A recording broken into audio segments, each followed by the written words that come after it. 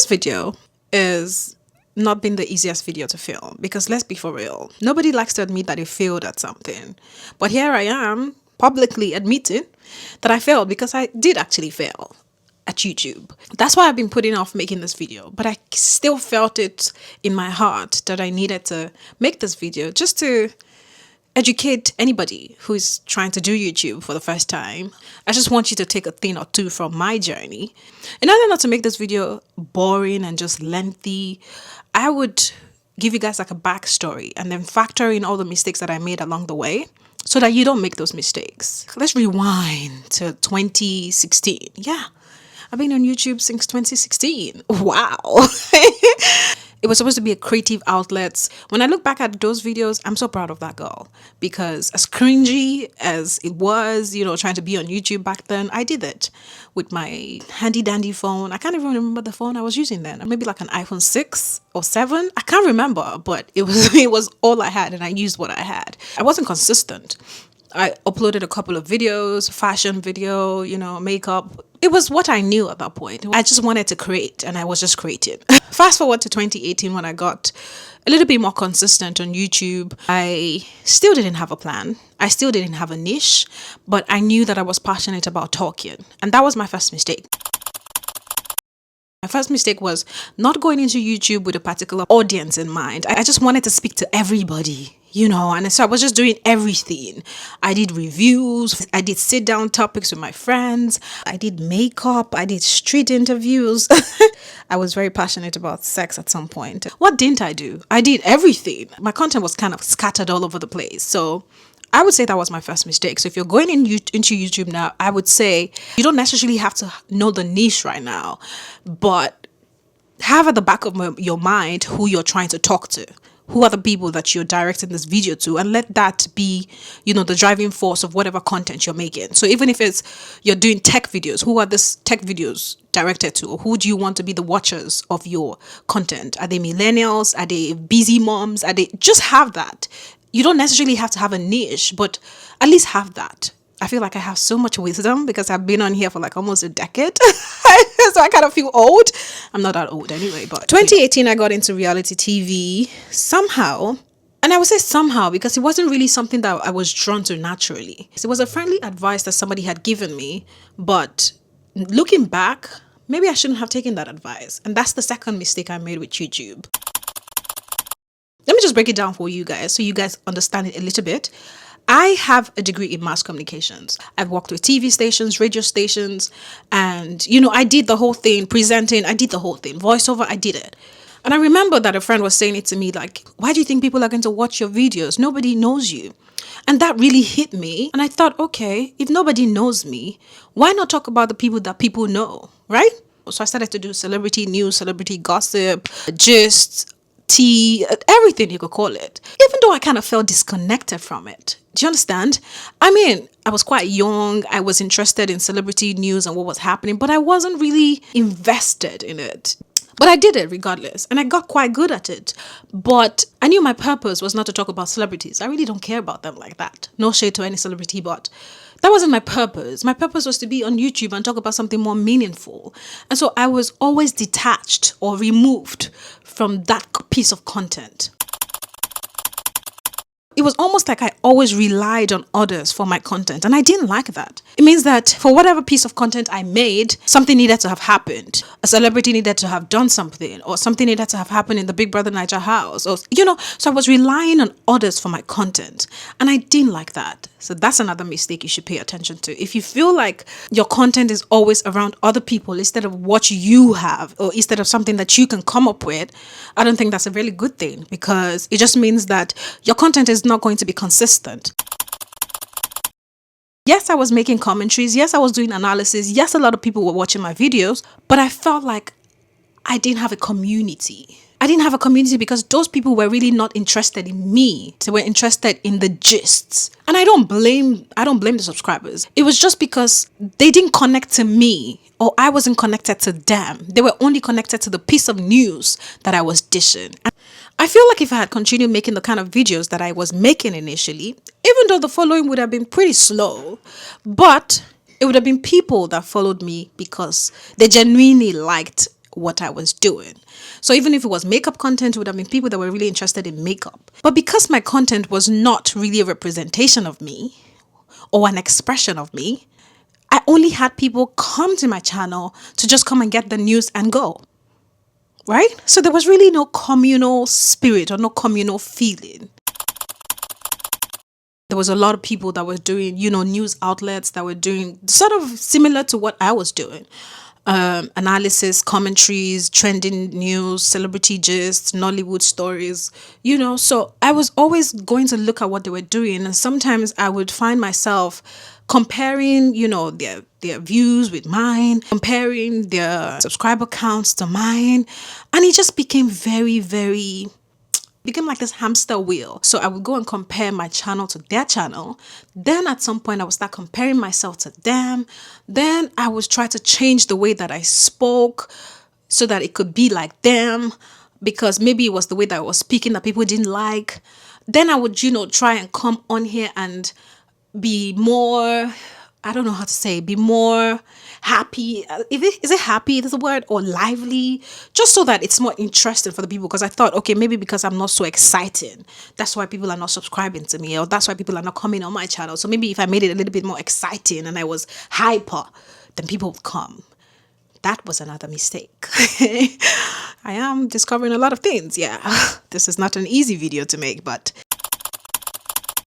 now, one thing I am realizing is that I could never really freely talk to the camera like this I could not really have a conversation. I was always presenting. Remember I said I was a presenter? Yeah, so I feel like even when I am not at work and I was just doing my own personal content, I was still always presenting. I was not natural. You see how I can just talk now? Like I can just be like, whatever happens, I could put it in. If my flatmate is making noise, I could put it, everything had to be perfect. Everything had to be done like a TV theme. I was just always presenting. I wasn't really talking to the people. It was more like I was talking at them. I was just telling them whatever they needed to hear. And then after that, I was done. I wasn't connecting. And that's another mistake that I made. So if you're going into YouTube, make sure that you are speaking to the camera like your friend. Like I'm speaking right now. I'm speaking like I'm seeing my friend in front of this. I don't even see the camera as a camera any longer. It's just almost like, my friend is here and we're just gisting. But then it takes time. It takes time. This has been almost 10 years in the making. You just can't put on the camera and immediately gets to this. As you can see, I've made a lot of mistakes along the way and I'm still figuring it out, okay? So don't even try to be like me. Just figure it out at your own pace. I'm just going to round it up with my content wasn't really adding value. And I feel like that's the perfect one to round this off. It kind of, holds a punch. I realized that at some point because obviously I was growing, I was maturing. And as I matured, the things that were interesting to me in 2018 were no longer interesting to me in 2022 or 2023. I think that's when I finally stopped showing myself on camera. And so I had to sit down with myself, really ask myself the question, why do I feel so removed from this channel that I have prayed for? Like I remember I used to cry and I used to cry to a friend like, oh my God, I just wish my YouTube channel would just pick up. Is it that people don't like me? Is it that this channel has been a long time. We have gone through struggles on this channel. And that's the reason why I strongly feel like I can't just abandon this channel because I prayed over this channel. I begged God to help me with this channel. I like that the channel is not perfect. I like that, it has a story. It's imperfect in its own way. And even though I made another channel, I'm still coming back to this channel because I feel so connected with this because it's been a long time coming and I can't just abandon it. Anyways, I digress. The point is, I felt like my channel or my content wasn't giving value, wasn't adding value. And that's not what I wanted. I want people to be able to see one piece of content from me and feel inspired and feel motivated and feel, and take one thing, even if it's just one thing away from the piece of content. I want people to leave my content feeling refreshed, feeling energized. And I wasn't getting that with the entertainment news. I wasn't getting that.